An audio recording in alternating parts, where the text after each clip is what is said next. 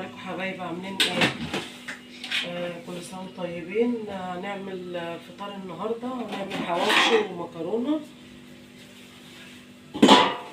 ولعت على الميه غليت اهي،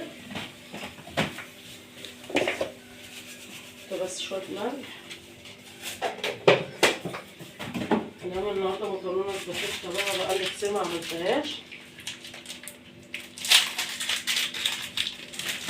بس احطها كده سليمه.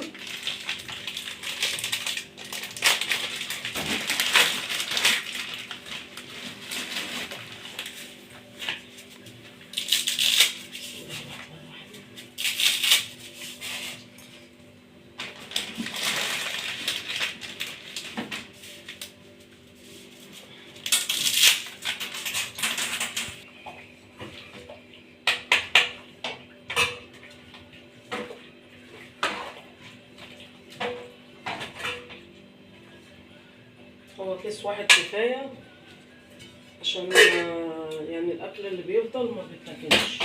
هعمل بقى الكيس دوت، هعمل قطه في الخلاط.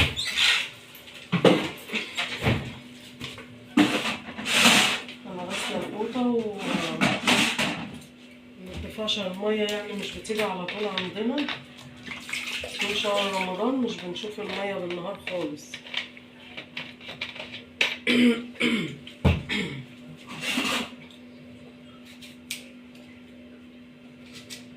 هعمل القوطه بقى وهسلق المكرونه وهوريكم الحواوشي هنعمله ازاي. انا عملت الكفته، انا مش عايزه اطول عليكم الفيديو. انا فرمت بصلتين بشرتهم وعلى قرنين فلفل وتبلتها كويس، وعليها بس معلقه زيت، مش بحب احط ليا معلقتين زيت، وهي كانت في الفريزر اصلا. فككت اللحمه بالعافيه وعملتها في الكبه. انا مش عايزه اطول عليكم برضو الفيديو، يعني عايزاه يبقى خفيف عليكم كده، عشان لسه هحط الاكل الارانب وهوريهم لكم. انا هحشي الرغيف كده اهو. ماشي، بنحب نحط عليه قوطه وفلفل على وش الرغيف. انا القوطه دي قطعتها وعاملاها، حطيت عليها ملح وشطه ونقطه خل عشان الزفاره برضو. هحشي بقى العيش كله وهحمره واوريهولكم. احنا عملنا الحواوشي اهوت، حشيناه. بصوا اهو، بحط عليه جبنه موتزاريلا وبحط عليه شرايح القوطه والفلفل. وانا مش بحب احطه برضو في الفرن، هحمره في الصينيه على البوتاجاز. وعملنا القوطه اهي، ولعت عليها، حطيت معلقتين زيت وعليها القوطه وهسيبها بقى تتسبك. وهنا هنعمل الحواوشي. انا بحب احمره في الزيت كده، مش بيشرب زيت ولا حاجه. انا حطيت الزيت دول بلاقيهم هم بعد ما بخلص الحواوشي.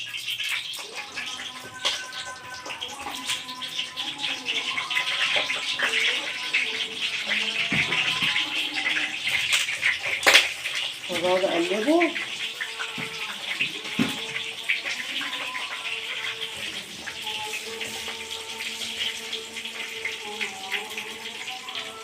كله هيستوي ويبقى حلو.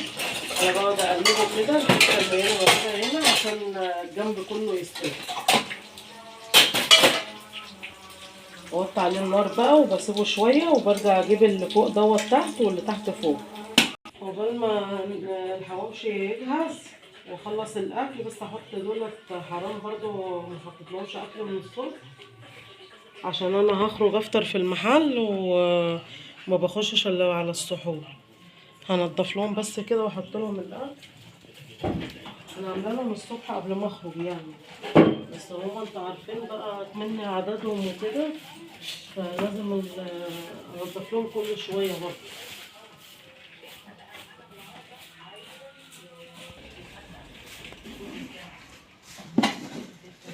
نغسلهم كده على السريع. انا لسه كنت ماسحه المنور اصلا، بس انا يعني مش بمسح على طول، ولا انا بعين وافرش كده على الرصاصه يعني. بفرش مرتين وبمسح مره. ماشي، عشان احط لهم بس الاكل على النظافه، متقعدش على الارض الوسخه كده.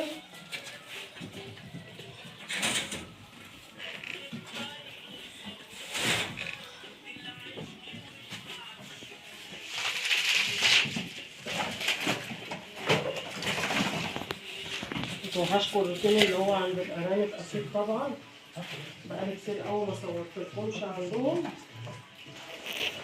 بصوا دي الارانب اهي اللي اتحطمت، دول اللي هم ابتدوا خلاص ياكلوا اهو.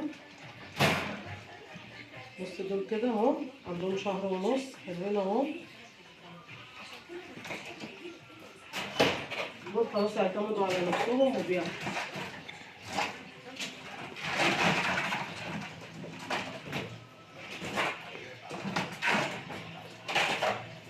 قربت اسيب اصلا الكبار دول، قربت اسيبهم هنا.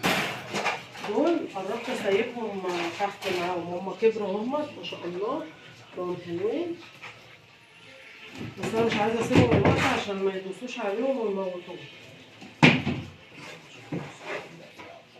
انا عامله لهم العينين دولت يعني، انا بغير هنا عشان انقلهم يعني على نظافه، وبروح مطلعهم فوق، والعكس برضو يعني ايه، على بالليل اغير الورقه ديت واحطهم تحت واغير لفوق. الارانب مسؤوليه طبعا انتوا عارفين، بس لازم اللي يعمل حاجه زي كده لازم يبقى قديها، عشان حرام يعني الطير ده اخرس، مش بيقول انا جعان ولا انا عايز اكل ايه ولا اشرب ايه، فهم اكيد يعني لازم انت تراعيهم. الارانب اللي هي المفطومه احنا هنوكلهم كتير قوي، قالوا لنا ما تفصلي التليفون ده. حطيت لهم البرسيم اهوت، وحطيت لهم الميه، عشان لسه انا كنت من شويه حاطه لهم عيش وبرسيم اهو كده كفايه.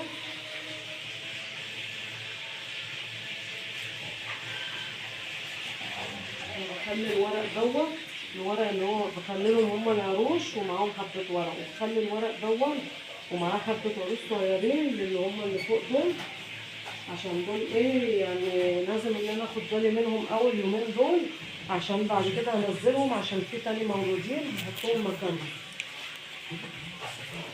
ماشي، هوريكم برضو اللي هم المولودين التانيين المفطومه بتاكل ايه. هنشوف الارانب اللي هي اللي مفطومه دي بتاكل ايه، عشان ناس كتير قوي قالت لي احنا لا ما نوكلهمش برسيم وكده. طب هم الارانب المفطومه هيقدروا ياكلوا ايه غير الحاجه الطريه اللي هي زي البرسيم؟ بديهم وش العيش وبديهم البرسيم عشان يتعودوا على الاكل، وبعد كده ياكلوا اللي هم عايزينه. بص دولت انا بقطع لهم وش العيش اهوت، الوش اللي هو الطري، عشان يعرفوا ياكلوه، عشان انا دول خلاص يعني كام يوم وهسيبهم بقى في البتاع كده هيتفطموا اصلا. دول اللي هم اللي انا وريتهم لكم قبل كده كذا والده. خدوا بالكم يعني ان هي الارانب تربيتها برضو مش على انها منتجه وكده، بس مش سهله برضو، لازم عايزه مسؤوليه وعايزه رعايه.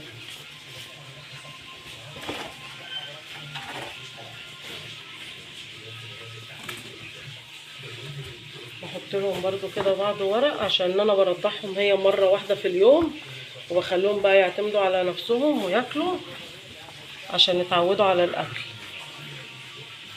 ودولت اهم اللي هم اتولدوا بعديهم اهو، دول هم. وده لسه مولود امبارح، كانوا 2 داسوا على واحد موتوه، دوت اللي باقي لسه وراضع يعني، ما تخافوش ان هو كده، هو كان نايم اصلا. ودولت اهم ما شاء الله بقوا حلوين برضو. دول عندهم اسبوع اهم فتحوا بقوا حلوين.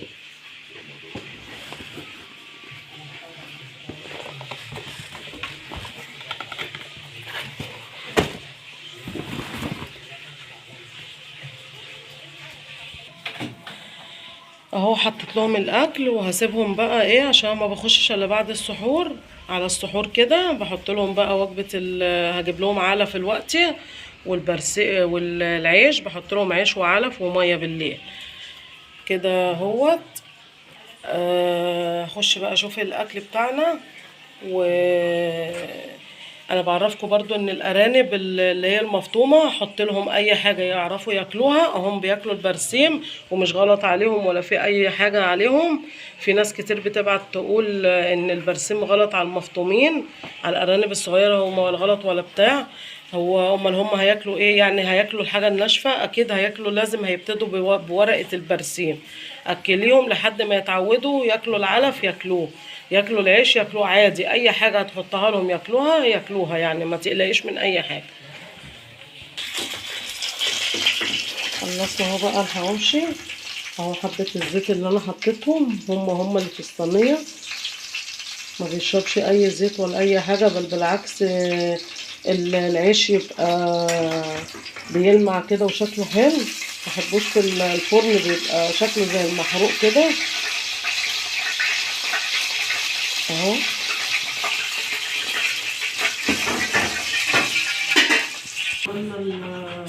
خلصنا الاكل اهوت والمغرب الدنيا اهو.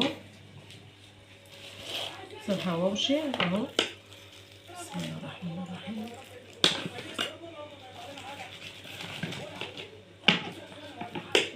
لسه سخن مولع اهو. من جوه اللحمه مستويه اهي